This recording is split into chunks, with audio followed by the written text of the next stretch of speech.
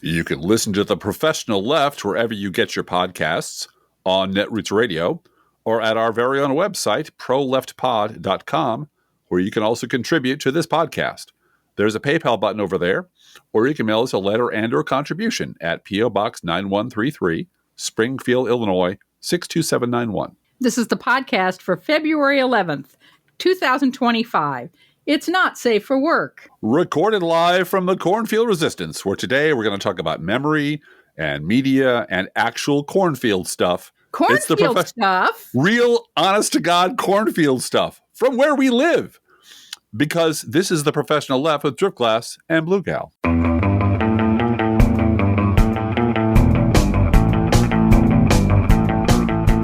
Blue Gal.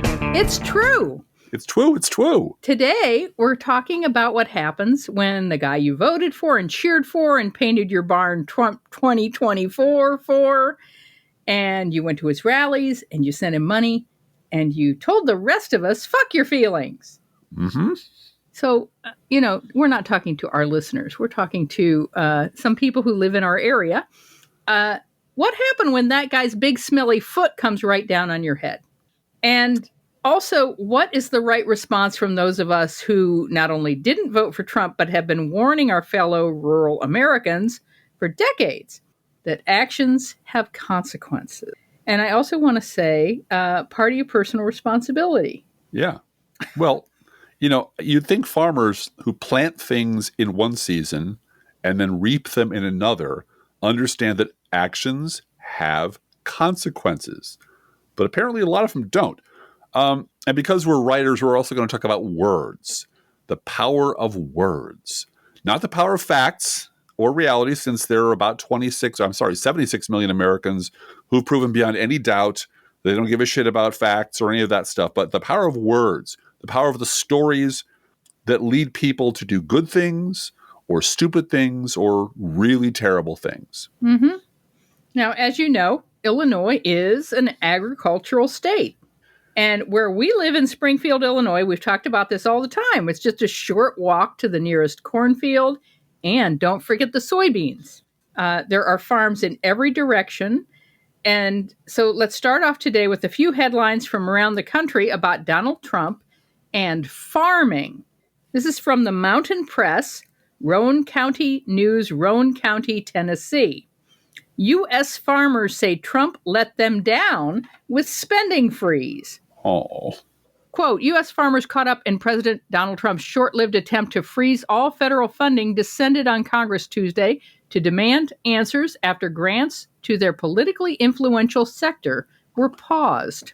Rural America came out strongly for Trump in last year's presidential election, and farmers say they did not expect to be affected by the Republicans' unprecedented attempt to cut back U.S. government programs, unquote.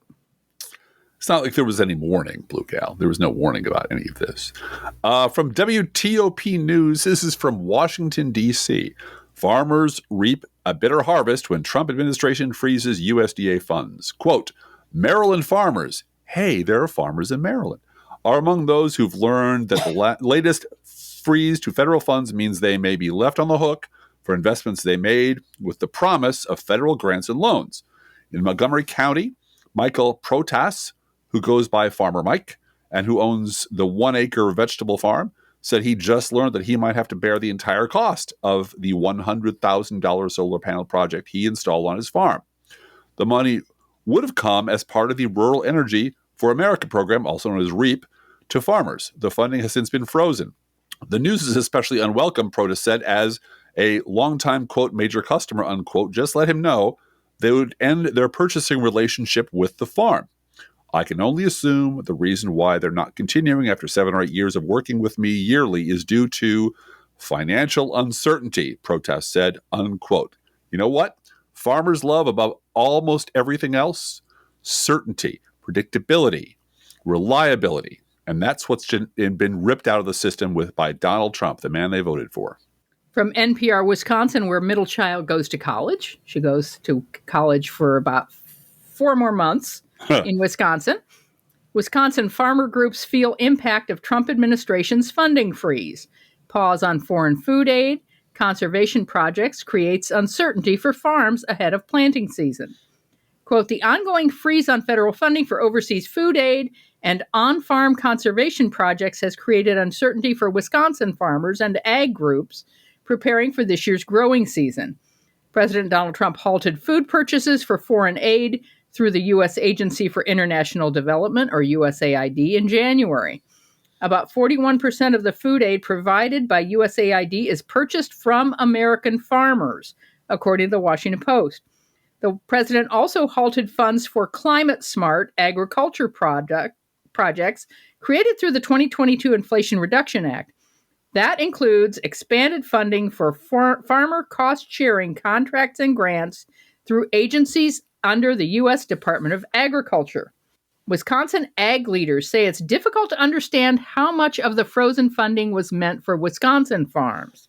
Soybeans is one of the major commodities purchased by USAID. Also, by the way, sorghum. Mm-hmm. Practically, they are the only purchasers of sorghum, USAID, in the United States. According to agricultural economist Paul Mitchell at the University of Wisconsin-Madison. But Mitchell said foreign food aid also includes shelf-stable foods that may be produced by Wisconsin farms and food processors. With the agency's website largely down, he said it's almost impossible to determine which products could be affected, unquote. And this is from the same Wisconsin NPR report, quote, farmer groups left without reimbursement for conservation projects. Organizations working with Wisconsin farmers on conservation and market development projects have already had their funding frozen by Trump administration orders.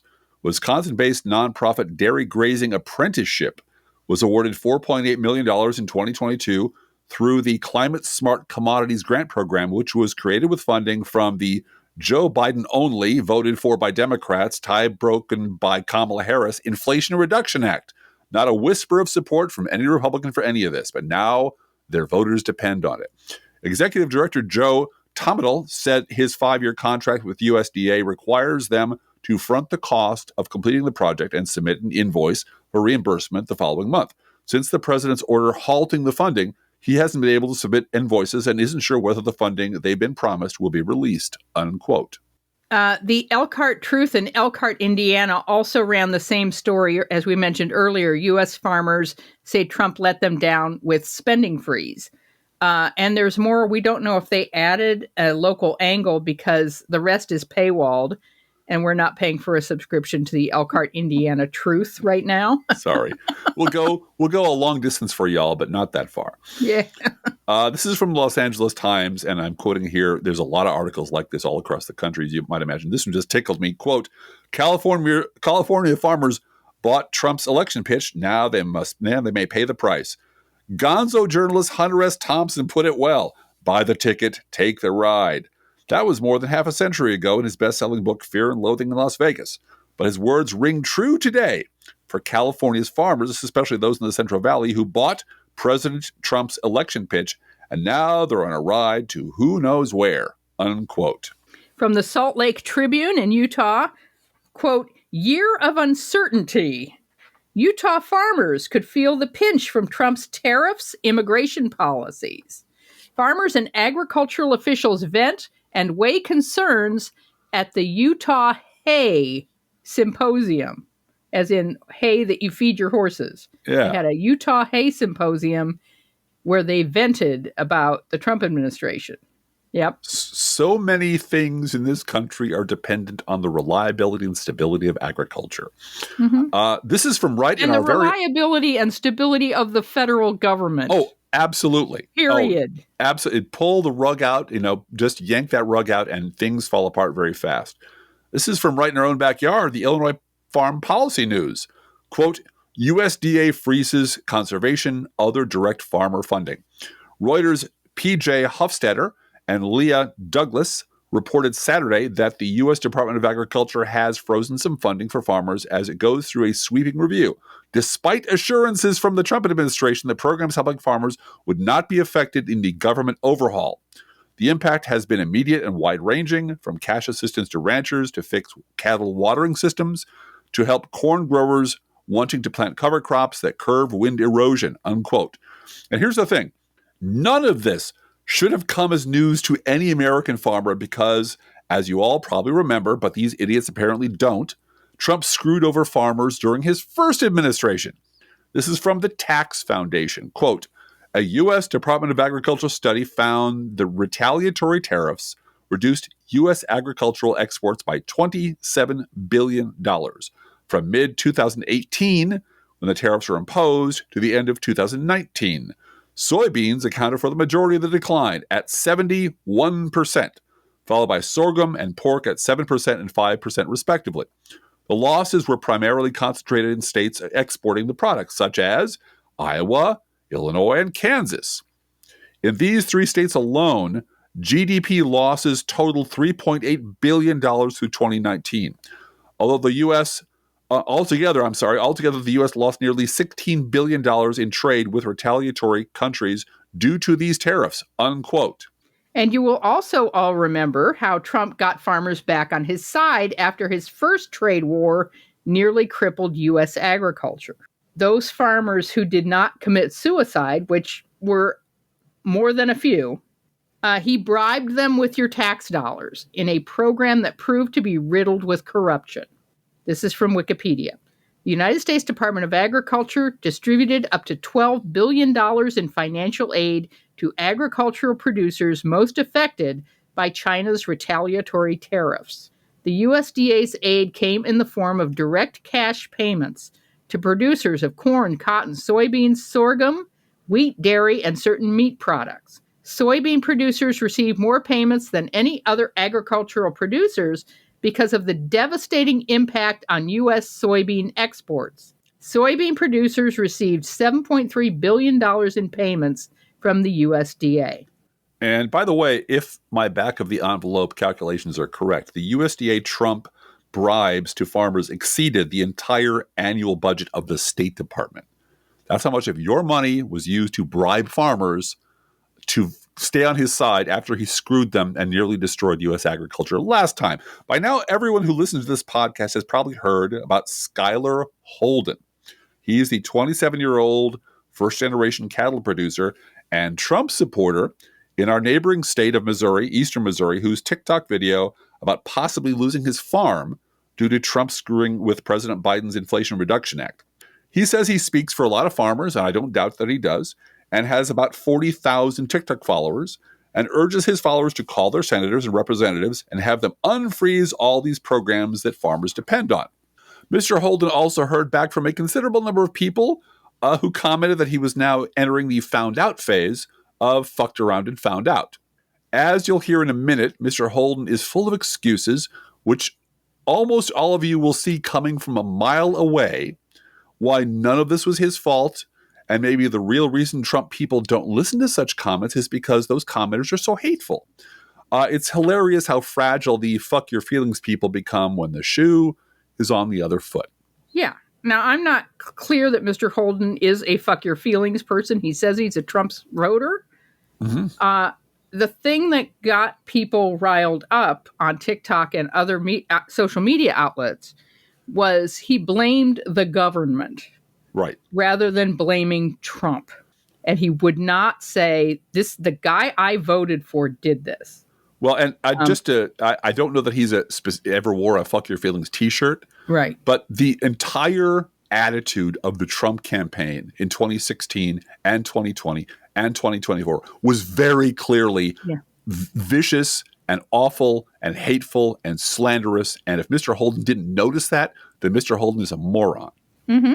Mm-hmm. And he voted for it. He sided with that group. So, with them. Yes, he did. Yeah. But first, look, before we talk directly about Mr. Holden, let's hear from an older farmer named Will Westmoreland, also from Missouri, who responded to Mr. Holden patiently and with a real no fair remembering stuff spirit. Now, this segment is about 6 minutes long. He did a longer segment than this. We cut it back, but we're impressed.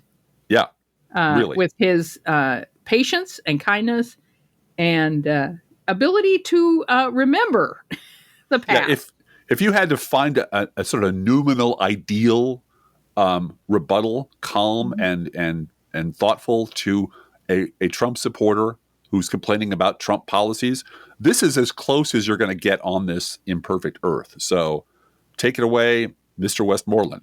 Hey, Skylar, my name's Will Westmoreland, and I'm a farmer down in Southwest Missouri. And I just wanted to reach out to you and tell you that I am not an FAFO kind of guy.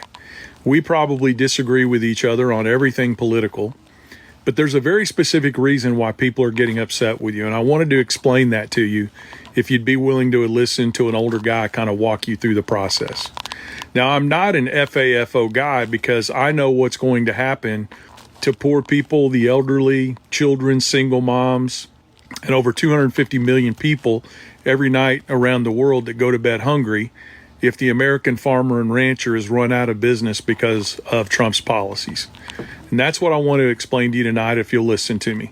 I also wanted to let you know I sent you a private message. And if you ever want to get on the phone and you want to talk about the issues that Trump is forwarding that are bad for agriculture, I'd be willing to do that, and I'd be willing to listen to your arguments as well. I also want to let you know that I've been a political consultant for over 30 years. I want to be right up front about that. I do that in addition to farming. And I want you to know a lot of younger people don't know, and I don't mean that in a condescending way, but more of an educational way. A lot of younger people don't know that right-wing talk radio and news, the pundits, the talking heads, and right-wing talk radio, etc., have been working for over 40 years to develop in rural people exactly the kinds of ideas that you have in your head, that all politicians are crooks, that they're all the same, that you can't trust traditional media, that anything you hear that comes out of Washington, D.C. or New York or the New York Times or CBS News, that it's all a lie. And they did this on purpose, and they started with Ronald Reagan.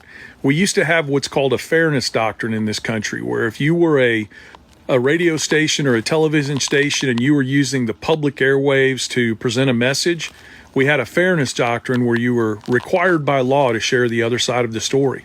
And President Ronald Reagan, who was president when I was in high school and a little bit younger than that, had the fairness doctrine eliminated. He had it taken out of the books. And there was a specific reason for that. It was designed so that organizations like Fox News and right-wing talk radio could start spreading the lie that all mainstream media was bad. Now, this was during the time of Walter Cronkite and Dan Rather, all the other news heads that we had out there that were highly respected. But it was a strategy to make it so that the airwaves no longer had to present an unbiased case. And then these right-wing media sources like Rush Limbaugh and Fox News, etc., began pouring it on to rural America. You can't trust politicians. You can't trust the news. And what they did is they focused on destroying the trust in these institutions so that they could replace it with another institution. And they did that. They replaced it with Fox News. They replaced it with right-wing talk radio. And I can't tell you how many times when I was growing up, when I was your age, I'd walk into a job site or be on a farm and I would hear right-wing talk radio blaring on the radio all day long. And then after they had destroyed our faith in media institutions in rural America, they then turned their guns toward the government itself. And they began building in us a distrust of government organizations. And Skylar, here's the facts, okay? You can look this up on your own, but these are the facts. Rural America uses more welfare than the blue cities do. Rural America needs more help feeding our children. We need more help keeping our hospitals open. And guys like you and I, farmers out there that grow row crops or do agroforestry or raise cattle, we take welfare too. Now, I don't think there's anything wrong with that because we can't control the cost of our inputs. We can't control the cost of what we sell our products for. We got to pay for shipping both ways, as Kennedy said. But the reality of the situation is they were able to instill in us the idea that the government money coming to us was okay and was a good thing, but the government money going everywhere else was a scam or a sham or communistic or socialistic, etc. So it reached a fever pitch finally where a lot of rural people, over 70% of rural farmers and ranchers, only believe the Fox Newses and the talk radio. And when they came to you and told you that Trump wasn't going to implement Project 2025 and that he didn't have anything to do with it, you believe that. And you're not alone. All I'm here to tell you is that you were lied to. I'm not asking you to admit you were wrong. I'm not telling you you effed around and found out. because I don't want to see you lose your farm. And if there's anything I can do to help you not lose your farm, I'd be happy to do it. But in the distrust that you built up for government over time, and due to the fact that you didn't think mainstream media was reliable anymore, and you began listening to the news sources that tried to convince you every day that Project 2025 was not a Trump deal, even though many, many people on his campaign worked for Project 2025, they put it together, they helped write it. There was an entire section on agriculture. And in that section on agriculture, they specifically say they're going to cut out programs like this. Then they're going to cut out crop insurance. And Donald Trump is on record, my friend. And Skylar, look this up. Don't take anything I'm telling you at face value. You look it up. That's the difference between me and a lot of people on here. Check what I've said. Make sure I'm not lying to you.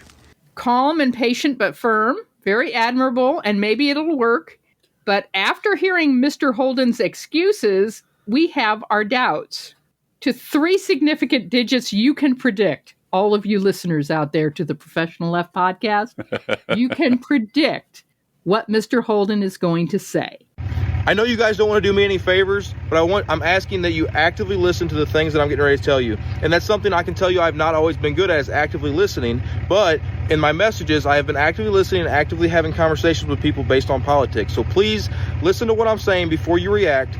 And please understand where I'm coming from whenever I tell you this. So, you keep saying that we told you this is coming, we told you this is coming, we were screaming at the top of our lungs, and now you got to fuck around and find out. What you don't understand is the way that TikTok works and any social media works, the FYP is made up, it's an algorithm that keeps showing you stuff that you interact with. So just because you're posting something doesn't mean that I see what you're posting, because it's not the stuff that I'm interacting with. So I hope that explains why I'm not seeing, and why a lot of people aren't seeing the stuff that you guys are posting.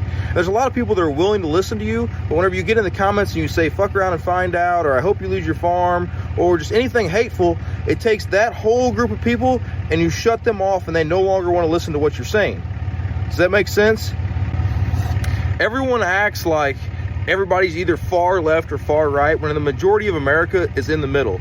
I've explained this to a couple people that message me. It's like having 2 abusive parents. You got the Democrat mom and the Republican dad, and both of them just hate each other. They absolutely hate each other, and we're just the children in the middle. We're all just trying to get along, and sometimes you side with mom, sometimes you side with dad. But at the end of the day, it's us together, and they both fucking hate us. So, to recap briefly, it's the hateful comments from, let's just say, liberals like us.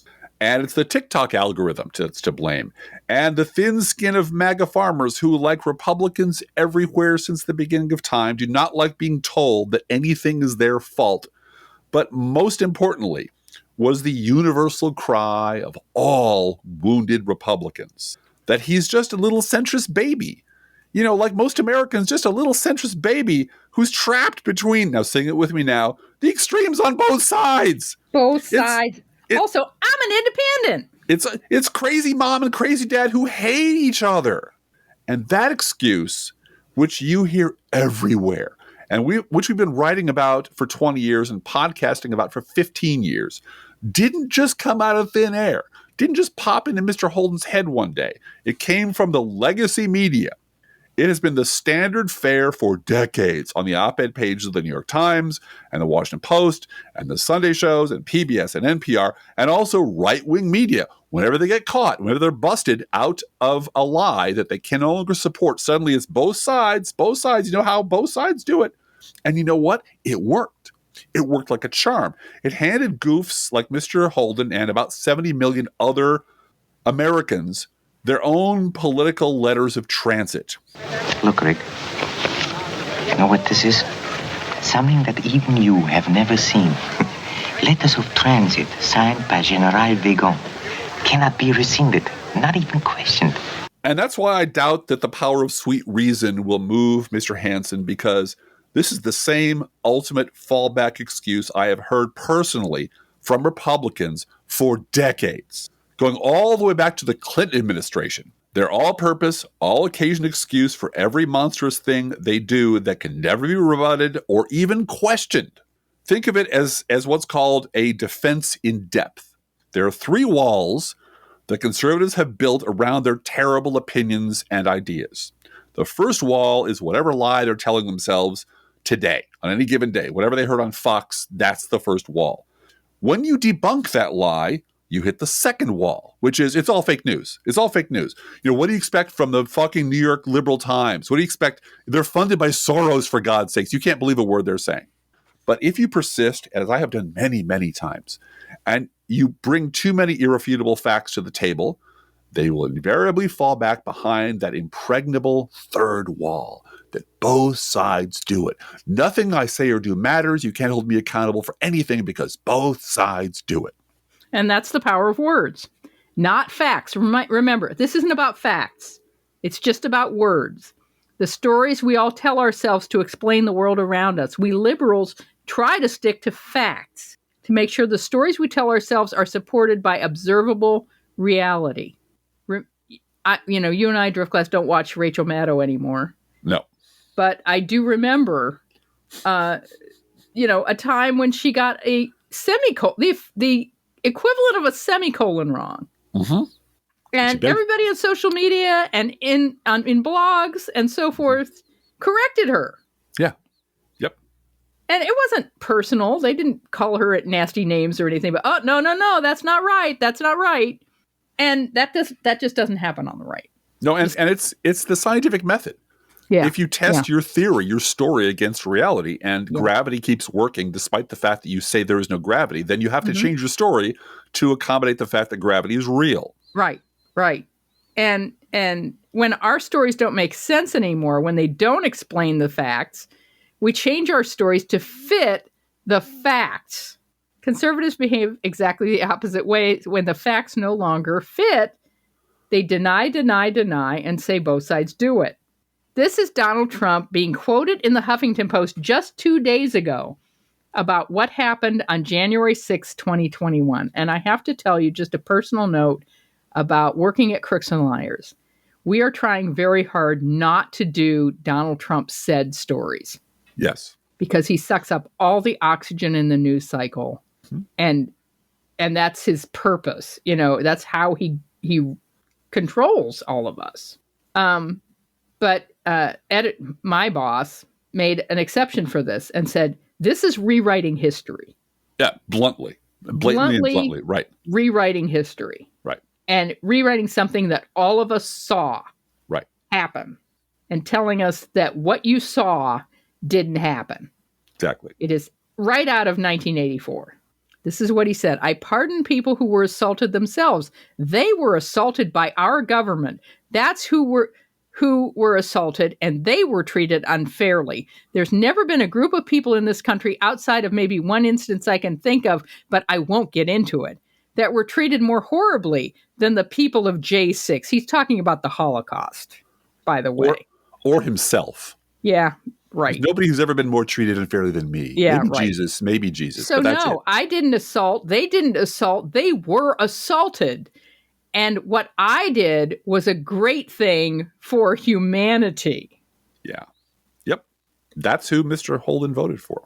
Yep. That's who we voted for.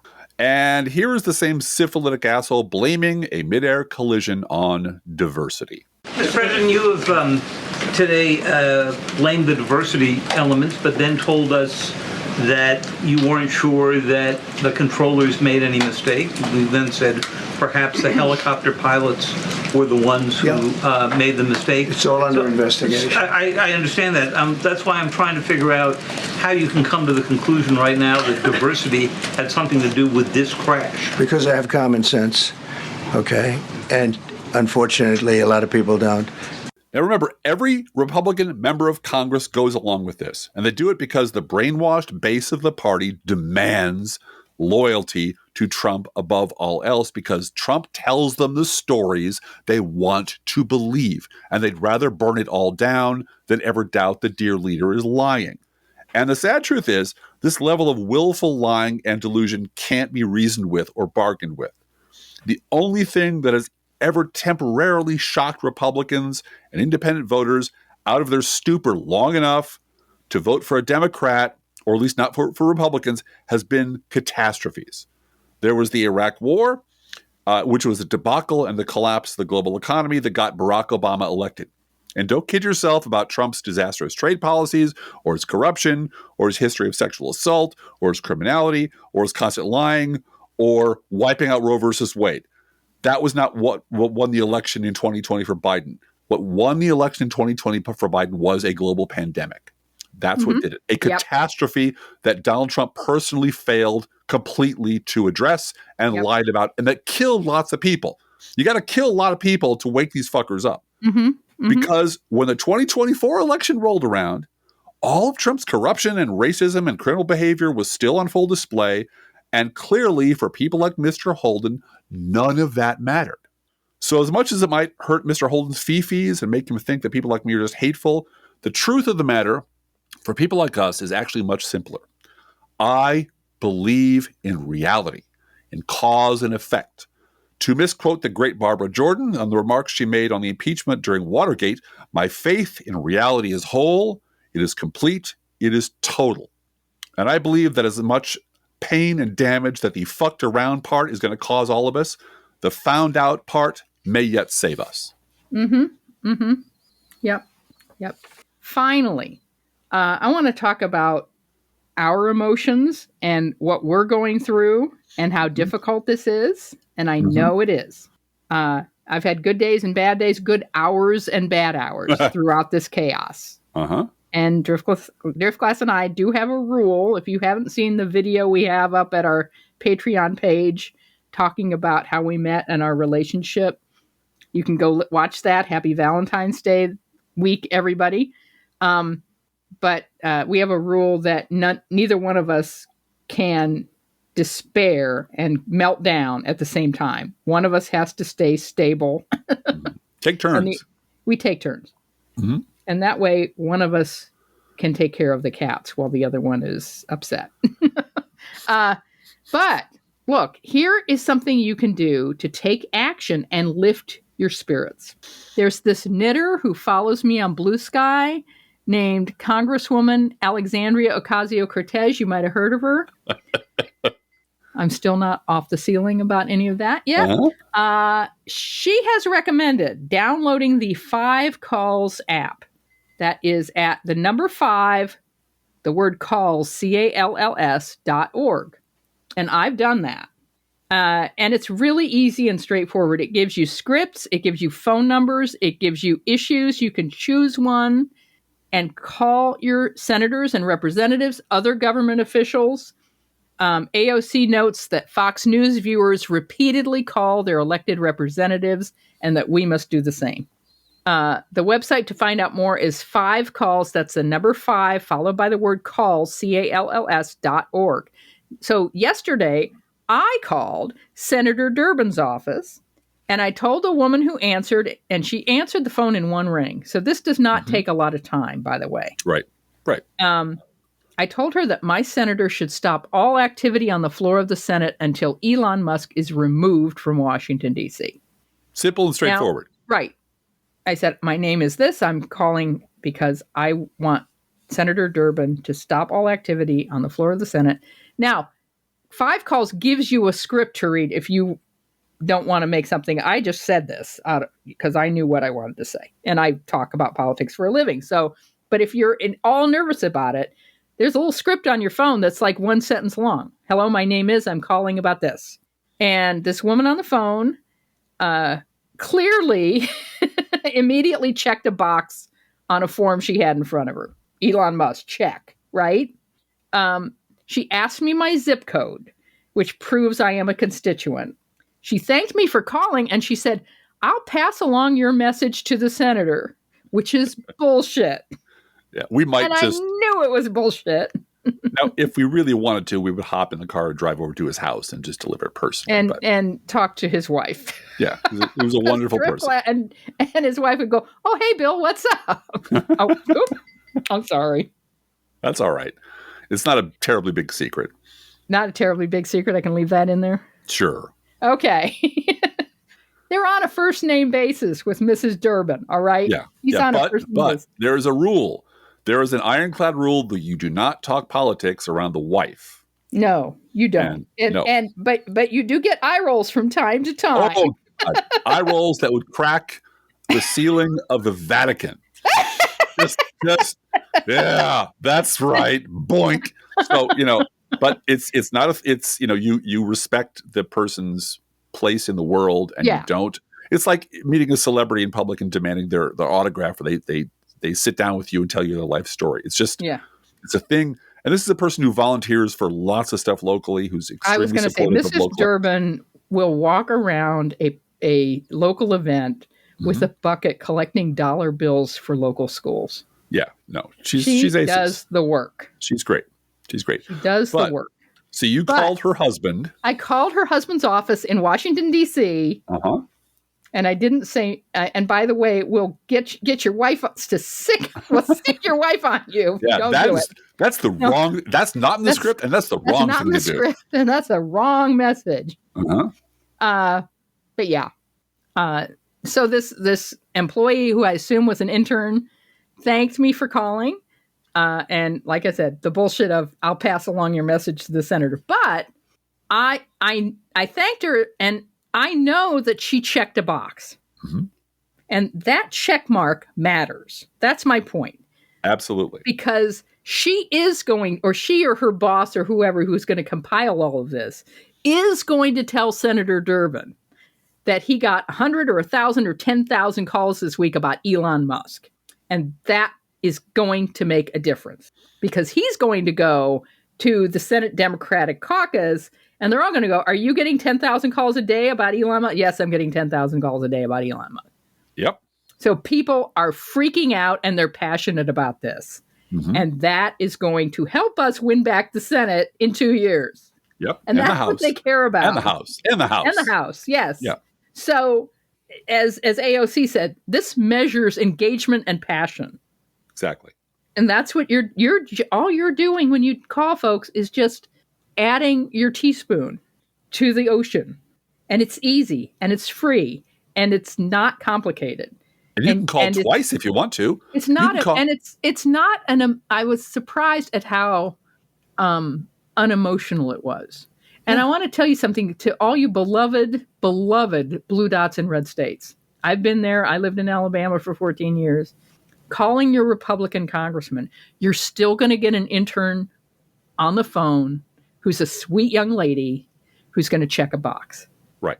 That's right. And you're not going to tell her the story of, I'm a Democrat in your stupid red district who listens to the Professional Left podcast, and I want to tell you how upset I am. You're not going to get to do that. No. You're there to say, I want Elon Musk out of Washington, or I want funding restored to the National Institute of Health, or whatever your issue is. And they're going to check a box and thank you and say they'll tell your congressman or they'll tell the senator, which is bullshit, but they'll check a box. And those congressmen who get those calls, it's going to matter. It makes a difference. And more importantly, it makes you feel better. That's right. You did a thing. and you can wake up tomorrow and make another phone call. Or five more calls. Yeah. And the 5 calls thing is something you can do in 30 minutes. Absolutely. And by the way, the next time you call your senator, you can say, and by the way, I want something done about Donald Trump defying court orders. Yeah. Yeah. I want to hear that my insulin will remain capped at where President Biden left it. Yep. You're allowed to do that. You are absolutely allowed to, and it does measure engagement, and it does measure passion, and it really does. Even if you think your senator is a sloth who requires a firecracker up their ass to move them 1 inch, this actually does move them a little bit. And all you can ask right now is to move them a little bit. Yep. And like postcards to voters, which I also did this week, yes, for you did. Susan Crawford running for Wisconsin's State Supreme Court in her election. Early voting starts March 18th. Fair elections and choice are on the ballot. We got to keep that Supreme Court in Wisconsin full of liberal women. Damn right. And it's so funny. I did talk to Middle Child about that. I said, I want you to know I'm writing postcards to Wisconsin. And she said, are you writing them for Susan Crawford for the Supreme Court? Oh, yeah, I'm already voting for that. I already have that on my calendar to go vote. I know. Yeah. You raised them right, honey. You raised them right. Well, she changed her voter registration from Illinois to Wisconsin, and it broke her heart because she loves Illinois. But she said, my vote can make a bigger difference in Wisconsin. And she's right. Swear to God. These kids. She is right. These kids, they just... So anyway, calling your elected officials, writing postcards to voters, doing those small things, they don't take a lot of time, but God damn it, it made me feel better because I participated and I made my voice heard. So do whatever you can in all the ways you can, at all times you can, as long as ever you can. And, you know, Hillary Clinton lives by that. I live by that. And that's the United Methodist way.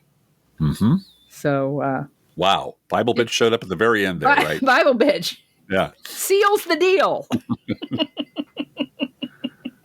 Well, Let's do a news roundup, Driftglass. Yeah, roll with it. Roll right into it. A cornfield resistance persists. And we got to start with Donald Trump again this week. Sorry. We took over the Kennedy Center. It's not going to be woke. Grandpa Syphilis strikes again. He said there's no more woke in this country. Yeah, you know what, Donald? Fuck you. Fuck you. I'm woke. We did, however, learn that we can't, Freedom of Information Act, FOIA, anything that the Doge Squad is doing, the Incel Clown Posse is doing, because they've been declared to be presidential records by President Musk. Yeah, that's another thing that they ought to be suing for. I think they are suing for that. The Trump administration has directed the Department of Justice to halt enforcement of the Foreign Corrupt Practices Act, a law that prohibits American companies from bribing foreign governments. Yep. You mean companies like the Trump Corporation, that one? This is, as I recall, Hugh Hewitt, lost his mind because he thought that Hillary Clinton might well have violated this very statute. Oh, that's and he right. wouldn't shut up about it for a month. Because the Clinton Foundation was bribing foreign governments by helping poor people in those countries. Yeah, I wonder what Hugh Hewitt has That was a bribe. Wonder what Hugh Hewitt has to say about his guy canceling. I'll ask him next time. The problem with Hugh Hewitt is there's nobody to call into and check a little box by an intern and measure passion. That's true. He'll never be an us. elected official. Yeah. Pay's not good enough, Driftglass. The U.S. Defense Secretary Pete Hegseth, and how it pains me to say that with those words, renamed Army Base Fort Liberty back to its original name of Fort Bragg, which is the name of a Confederate War traitor who I guess Pete Hegseth admires. The Department of Education told employees to end support for transgender students. Again, fuck you, Donald Trump. Fuck you. The directive, which continues the Trump administration's effort to curb transgender rights, could end school-based mental health services and support for homeless students. Because Donald Trump is an asshole. In a Saturday night email obtained by Real Clear Politics, acting CFPB Director Russ Vaught directs the Consumer Financial Protection Bureau staff to issue no new rules, suspend effective dates on all final rules, and cease any new investigations. Stop everything. Don't do anything, because Elon Musk wants to make a deal with Visa to turn X into a payment center. He doesn't want any regulations on what he does. A federal judge ruled that the Trump administration violated his order to unfreeze billions in federal grants and directed the White House to restore the funds immediately. U.S. District Judge John McConnell found that despite his prior ruling, the White House continued to withhold money for Medicaid school lunches, clean energy projects, and other federally approved programs. The Justice Department argued that some funding was exempt from the judge's ruling. But McConnell rejected that claim, saying the freeze was unconstitutional and caused irreparable harm.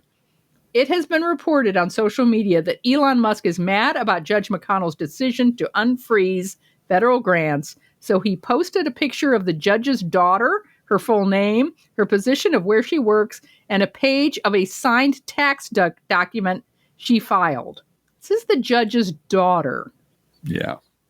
Like they say, even the mob doesn't go after your family. But Elon Musk is the worst of the worst. Yeah. And if I have to wish someone to successfully colonize Mars, whether he arrives there alive or not, as quickly as possible, it would be Elon Musk. We should try a catapult. I bet we could catapult him all the way to Mars. Here's an oxygen tank, and here's some capped insulin. Have a good day. On Saturday, U.S. District Judge Paul Engelmeyer issued a temporary restraining order preventing Musk and his Doge team from accessing the Treasury Department's financial systems, which handle trillions of dollars in payments, including Social Security benefits and tax refunds. The ruling came in response to a lawsuit from 19 state attorneys general who argued that granting Musk's team access to secure government databases violated constitutional limits on executive power. Engelmeyer warned that the administration's policy presents a heightened risk of leaks and hacking, and ordered officials to immediately destroy any and all copies of materials downloaded from Treasury systems. Musk responded, calling Engelmeyer a corrupt judge protecting corruption, and demanded that he be impeached now. By the way, I don't know if you know this, Musk has changed his online Twitter name. Oh, yeah, to Harry Balls. To Harry Balls. Because he's a drug-addled lunatic. He's a seventh grader, right? Yeah. Yep. Trump announced a 25% tariff on all steel and aluminum imports. Trump said the new tariffs would apply to everybody, including Canada and Mexico, and take effect immediately. Our governor, J.B. Pritzker, asked America why Trump wants to make cans of beer more expensive. And that's how you do it, boys and girls. Mm-hmm. That's how you do it. Trump said Palestinians displaced from Gaza under his proposal would not be allowed to return, reiterating his plan for U.S. ownership of the territory and permanent resettlement elsewhere. There is no place to resettle. No, of course not. That doesn't matter to anybody. It's their land. Yeah. Well, yeah. None of that matters. Don't get me started. None of that matters to Trump or any Republicans at all. Jared has plans. That's all that matters.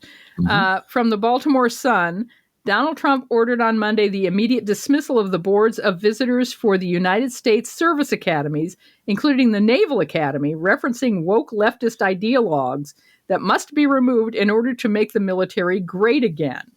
The dismissals, which came in a Truth Social post, because that's how you handle things, is you post them on Truth Social, would remove the members of the advisory panels overseeing academic programs and student life at the Naval, Coast Guard, and Air Force academies and the U.S. Military Academy at West Point.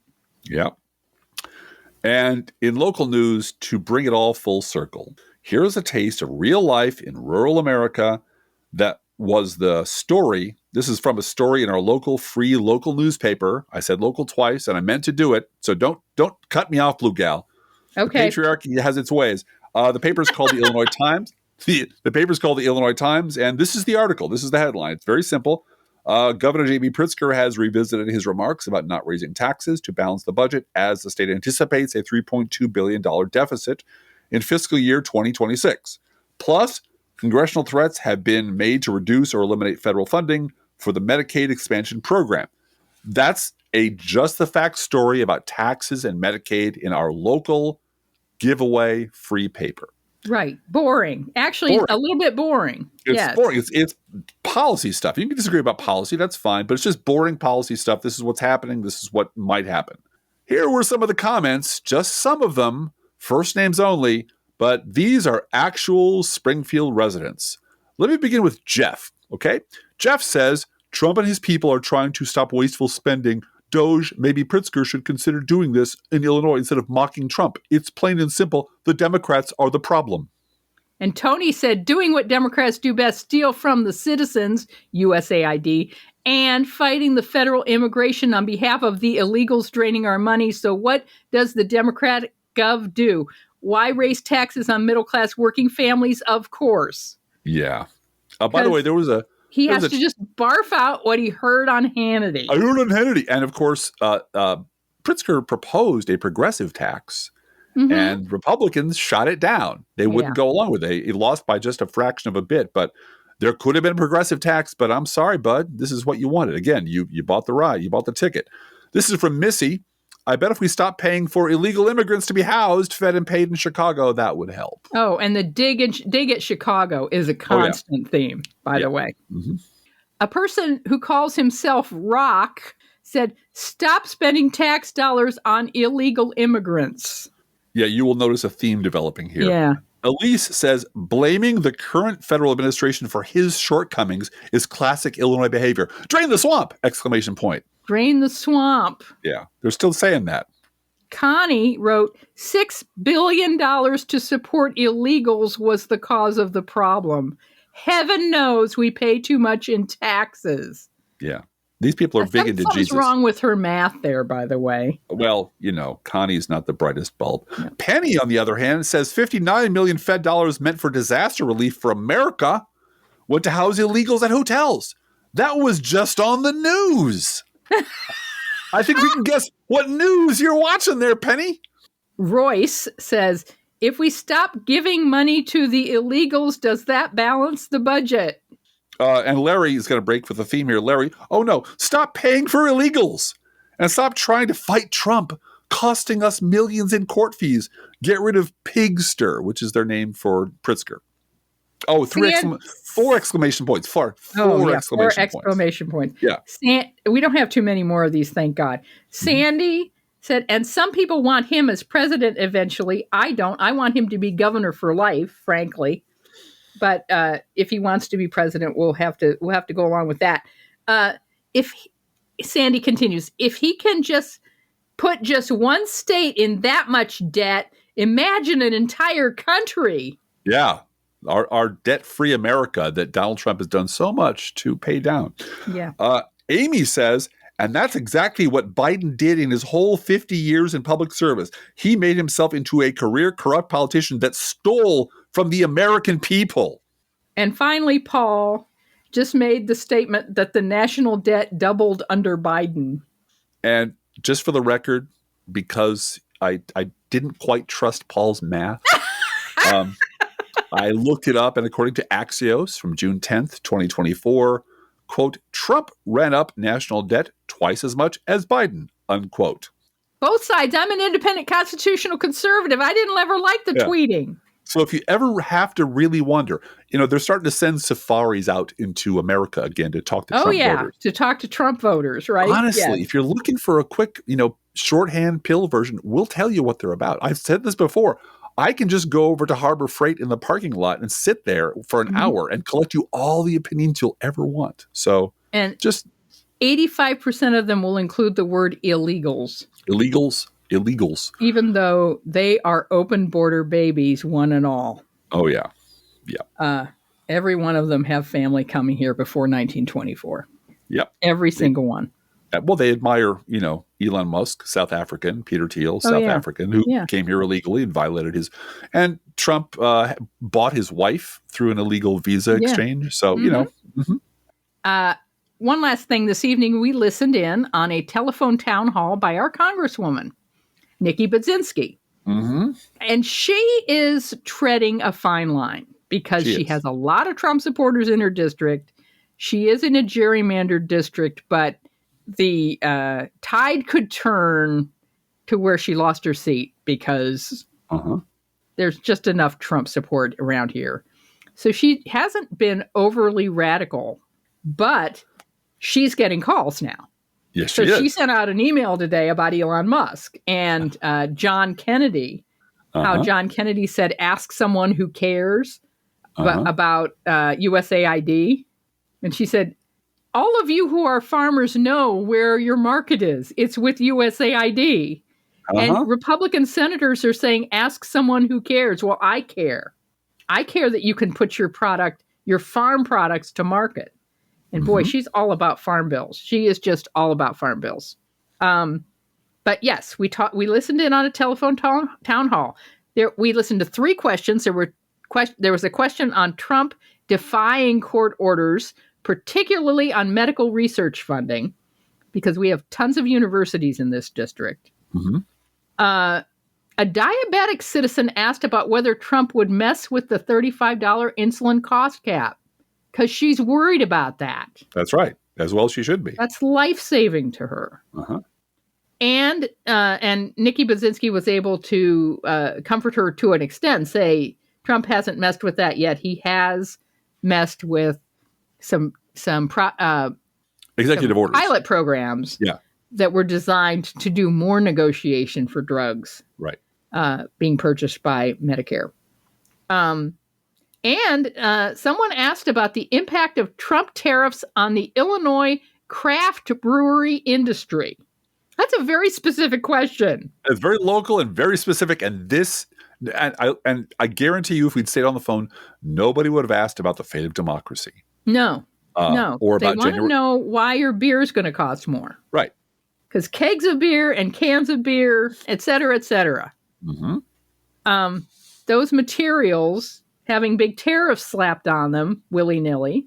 Mm-hmm. And it was interesting because Budzinski spoke in defense of some tariffs. Yes. Targeted, careful tariffs. Yeah. She said there are some places where the Chinese are just ripping us off. And that's where you need to be, use a scalpel, not a hatchet. And said, but Canada is not ripping us off. Canada's a good trading partner. Canada's not ripping us off. They're a good trading partner. And slapping tariff on them is insane. Yeah. Budzinski had nothing but good news on the number of court cases against Trump and Musk's illegal takeover of the federal government funding structure. And she thanked Governor Pritzker and Attorney General Kwame Raoul of Illinois for their part in keeping the lawsuits coming.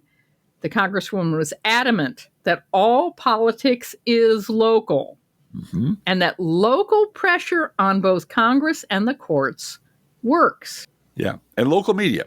Local social media, being active in your community and letting people know in the media and on social media about these issues actually does move the needle in Washington. Not with Trump, but with the people who need ammunition when they go up against him. And we're here to provide that ammunition.